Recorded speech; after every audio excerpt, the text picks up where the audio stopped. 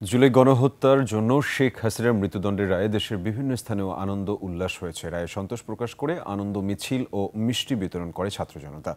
প্রতিনিধিদের সহায়তায় আরও জানাচ্ছেন সমর ইসলাম।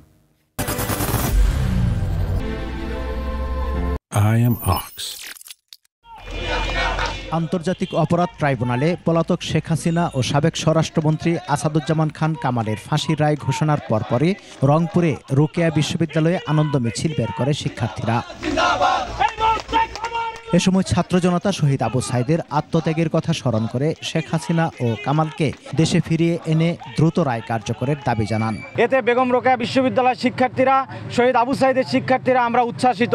এই জয় হচ্ছে আমাদের ছাত্র জনতার জয়। আজকে এবং আগামী যারাই এই সরকারের প্রধান হয়ে আসবেন তারা এটা সতর্ক থাকবেন। বন্দরনগরী চট্টগ্রামে মিষ্টি বিতরণ ও উল্লাস করেছে শিক্ষার্থীরা। শেখ হাসিনাকে দেশে ফিরিয়ে এনে রায় কার্যকরের দাবি জানান তারা। ময়মনসিংহে আনন্দ মিছিল করে বিএনপি নেতাকর্মীরা। দণ্ডপ্রাপ্ত হাসিনাকে দেশে ফিরিয়ে এনে রায় কার্যকরের দাবি জানান তারা। এখনো যে সমস্ত পরিবারের লোকজন গুম আছেন সেই সমস্ত পরিবার কিছুটা হলেও আত্মতৃপ্তিতে ভুগবে। বিভিন্নভাবে যাতে ফ্যাসিস্টের এজেন্টরা মানুষের জানমালের কোনো ক্ষতি করতে না পারে, এই শহরে মানুষ যেন নির্বিঘ্নে তাদের ব্যবসা বাণিজ্য করতে পারে, এজন্য আমরা আপাতত রাস্তায় অবস্থান নিয়েছি। রাজশাহীতে মিষ্টি বিতরণ করেন জাতীয় নাগরিক পার্টি এনসিপি। সিলেটেও মিষ্টি বিতরণ করেছে এনসিপি।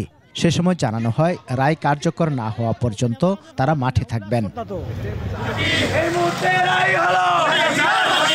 নরসিংদীতে আনন্দ মিছিল ও মিষ্টি বিতরণ করেছে ছাত্রদল নেতাকর্মীরা। অন্যায় করছে তার বিচার হওয়া দরকার। আমরা এই রায়কে সাধুবাদ জানাই। বাংলাদেশের মানুষের সর্বশ্রেষ্ঠ আকাঙ্ক্ষা শেখ হাসিনাকে ফাঁসির কাস্টে ঝুলানো। গাজীপুরে মোটরসাইকেল মিছিল বের করে মহানগর ছাত্রদল। বগুড়ায় আনন্দ মিছিল ও মিষ্টি বিতরণ করেছে জুলাই শহীদ পরিবার ও যুদ্ধাহত সদস্যরা। এছাড়া নাটোর, নেত্রকোনা ও জয়পুরহাট সহ দেশের বিভিন্ন স্থানে আনন্দ মিছিল করে বিএনপি। যে কোনো নাশকতা ঠেকাতে সতর্ক অবস্থায় রয়েছে আইন শৃঙ্খলা বাহিনী। সমর ইসলাম, 21 টেলিভিশন।